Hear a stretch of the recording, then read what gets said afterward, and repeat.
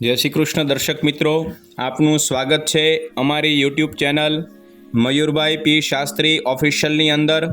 આપણે અગાઉ શ્રીમદ ભગવદ્ ગીતાનો 11મો અધ્યાય શ્રવણ કર્યો. હવે શ્રીમદ ભગવદ્ ગીતાનો 12મો અધ્યાય પણ શ્રવણ કરીએ.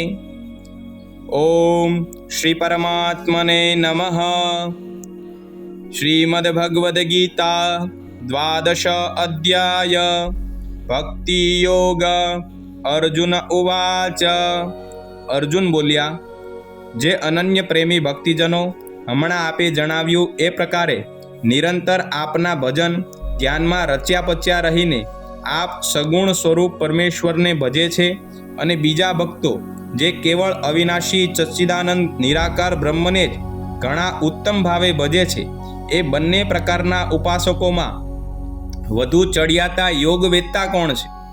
શ્રી ભગવાન બોલ્યા, મારામાં મનને પરોવીને નિરંતર મારા ભજન ધ્યાનમાં રચ્યા પચ્યા રહેનારા જે ભક્તજનો અત્યંત અડગ શ્રદ્ધાભાવથી યુક્ત થઈને મુજ સગુણ સ્વરૂપ પરમેશ્વરને ભજે છે, તેઓ મને યોગીઓમાં વધુ ચડિયાતા યોગીરૂપ માન્ય છે. પરંતુ જે ભક્તો ઇન્દ્રિયોના સમુદાયને સારી પેઠે વશમાં કરીને મન બુદ્ધિથી પર સર્વવ્યાપક કોઈ પણ રીતે નિર્દોષ ન થઈ શકે એવા સદા એકરસ રહેનાર નિત્ય અચળ નિરાકાર અવિનાશી સચ્ચિદાનંદ ઘન બ્રહ્મને નિરંતર એકાત્મ ભાવે ધ્યાન કરતા ભજે છે, એ સગળા ભૂતોના હિતમાં રત રહેનારા અને સૌમાં સમાન ભાવ રાખનારા યોગીઓ મને જ પામે છે. પણ સચ્ચિદાનંદ ઘન નિરાકાર બ્રહ્મમાં મન પરોવનાર એ માણસોના સાધનમાં પરિશ્રમ વધુ છે, કારણ કે હે દેહાભિમાનો વડે અવ્યક્ત વિષયક ગતિ ઘણું દુઃખ વેઠીને પ્રાપ્ત કરવામાં આવે છે. અર્થાત દેહાભિમાન રહેવાને લીધે નિર્ગુણ બ્રહ્મની પ્રાપ્તિ દુષ્કર છે. પરંતુ મારે પરાયણ રહેનારા જે ભક્તજનો સર્વ કર્મોને મારામાં અર્પણ કરીને મુજ સગુણ સ્વરૂપ પરમેશ્વરને જ અનન્ય ભક્તિ યોગથી નિરંતર ચિંતન કરતા ભજે છે, મારામાં ચિત્ત પરોવનારા એ પ્રેમી ભક્તોને હું હે પાર્થ, હું સત્વરે મૃત્યુરૂપી સંસાર સાગરમાંથી ઉદ્ધાર કરી દઉં છું. મારામાં મનને પરોવ અને મારામાં જ બુદ્ધિને જોડ, અને પછી તું મારામાં જ નિવાસ કરીશ, એમાં લેશ માત્ર સંશય નથી. જો તું મનને મારામાં અચળ ભાવે સ્થાપવા સમર્થ ન હોય તો હે ધનંજય, અભ્યાસરૂપ યોગ દ્વારા મને પામવાની ઈચ્છા કર. જો તું ઉપર જણાવેલા અભ્યાસમાં પણ અસમર્થ છે તો કેવળ મારે અર્થે કર્મ કરવાને જ પરાયણ થા.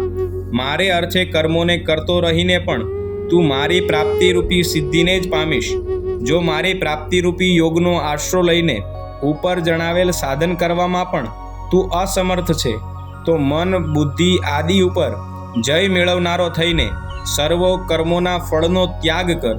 મર્મને જાણ્યા વિના કરેલા અભ્યાસ કરતાં જ્ઞાન ચડિયાતું છે, જ્ઞાન કરતાં મુજ પરમેશ્વરના સ્વરૂપનું ધ્યાન ચડિયાતું છે, અને ધ્યાન કરતાં પણ સર્વ કર્મોના ફળનો ત્યાગ ચડિયાતો છે.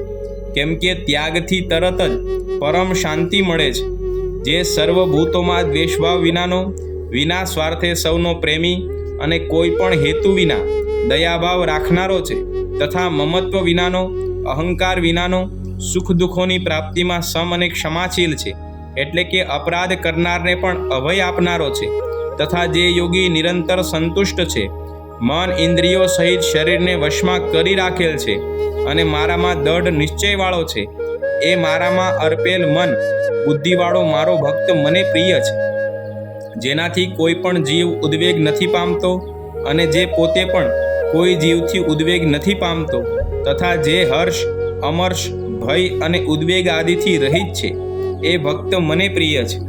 જે ખેવના વિનાનો, બાહ્ય તેમજ આંતરિક રીતે શુદ્ધ, નિપુણ, પક્ષપાત વિનાનો અને દુઃખોમાંથી છૂટેલો છે, એ સર્વ આરંભોનો ત્યાગી મારો ભક્ત મને પ્રિય છે.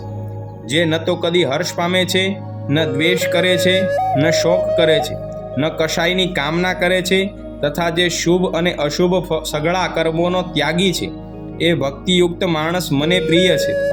જે શત્રુ કે મિત્રમાં અને માન કે અપમાનમાં સમ છે, તથા ઠંડી ગરમી અને સુખ દુઃખ આદિ દ્વંદ્વોમાં સમ છે અને આસક્તિ વિનાનો છે. જે નિંદા સ્તુતિને સમાન સમજનાર, મનનશીલ અને ગમે તે પ્રકારે પણ શરીરનો નિર્વાહ થતાં સદા સંતુષ્ટ છે તથા રહેવાના સ્થાનમાં મમતા અને આસક્તિ વિનાનો છે. એ સ્થૂળ બુદ્ધિનો ભક્તિમાન માણસ મને પ્રિય છે. પરંતુ જે શ્રદ્ધાળુ માણસો મારે પરાયણ થઈને ઉપર કહેલા ધર્મમય અમૃતને નિષ્કામ પ્રેમ ભાવે સેવે છે, એ ભક્તો મને સૌથી પ્રિય છે. ઓમ તત્સદિતિ શ્રીમદ ભગવદ્ ગીતા સુપનિષત્સુ બ્રહ્મ વિદ્યાયામ યોગશાસ્ત્રે શ્રી કૃષ્ણ અર્જુન સંવાદે ભક્તિ યોગ નામ દ્વાદશો અધ્યાય. શ્રી કૃષ્ણાર્પણમસ્તુ. અમારા આવા નવા વિડીયો શ્રવણ કરવા માટે અમારી યુટ્યુબ ચેનલ મયુરભાઈ પી શાસ્ત્રી ઓફિશિયલને લાઈક કરો, કમેન્ટ કરો, શેર કરો અને સબસ્ક્રાઈબ કરો. જય શ્રી કૃષ્ણ.